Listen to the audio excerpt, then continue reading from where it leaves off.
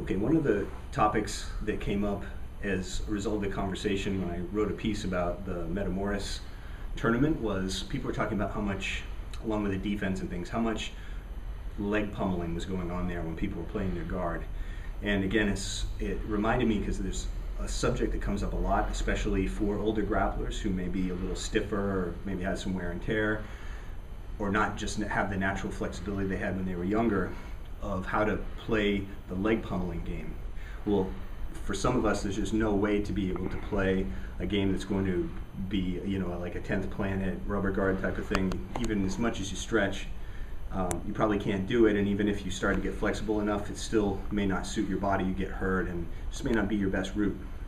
What I did want to talk about is some of the principles behind being able to pummel your legs. Obviously, timing has a ton to do with it, but a lot of it is catching somebody in the right space, controlling the right point, and then I wanted to show you how to kind of go with the flow a little bit, try and reclaim your angle. If you cannot reclaim your angle, how you can immediately go with the energy as long as you keep them within a certain range, keep your opponent within a certain range so that you can kind of roll with it. And the other thing I'll show you is a cheat to make it look like you're a lot more flexible than you are. So, real quick, let me just show from the side. If I have somebody, say, coming around my legs, say they're doing like a classic Toriando pass or something like that. So they're coming around here. Now, my leg flexibility, I'm fairly flexible, but I'm not very flexible. So if I do this kind of classic glute stretch that you see people do, right about here, if I keep my tailbone on the mat, is about as far as I can go. So I'm clearly not one of those people that can just put their legs behind their head that you see.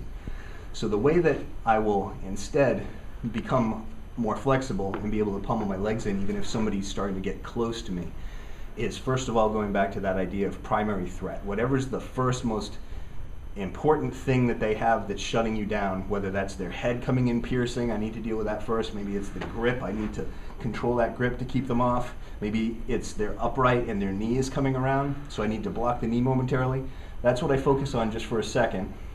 And then from here, when I'm looking to pummel my leg in, instead of trying to just throw my leg like this, I will instead get a little bit of an angle. So I scoot slightly in if I can reclaim my angle a little bit. And then instead of just relying on leg flexibility and glute hamstring flexibility, I use that reverse crunch motion here. So now you see a difference between this, where somebody slides right in, and check, reclaim my angle, and now watch. So by lifting my hips and using my lower abs and then swinging my leg, you'll notice that I can appear very flexible, but what I'm really doing is just bringing my knees into that space, and this swims in, and now I catch. And I've also got my angle back at the same time. So if you see it from this angle, a little bit more, so somebody's coming around to this side. Is it the knee, is it the hand, whatever it is, I check. Now instead of just trying to throw my leg in from here, I take a second, reclaim my angle. So now you see my knees have pointed, and now from here, bring that in. So that's the first principle. The second principle is I want to try and think of, like, imagine your voice projecting if you have a loudspeaker kind of going out like this, or turn on a flashlight, there's a beam of light coming out. It's always that angle that you want to catch somebody in, because if they've come around past that angle, now it's going to be very difficult. Now we may have to go to our knees or start to do some sort of inverted recovery. But if I can keep them down in there, that's the timing, that's the range that will allow you to be able to survive much easier and pummel your legs back in. So if I have John here for a second, let me just illustrate this. So let's say John's starting to come around my guard. Okay, so in this case, you'll notice he's upright. His hand is secondary. The primary threat is to the knee driving through. Okay, if he all of a sudden changes posture, that might change, but for right now, it's that knee. So momentarily, I check.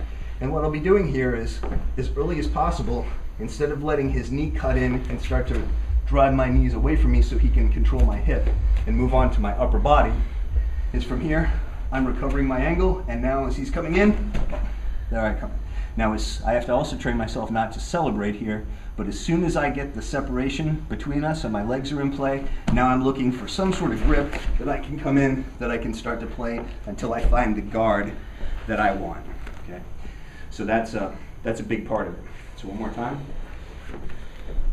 First thing is catch him here. So primary threat, I check, reclaim my angle, and now throw my legs back in, get back where I can play.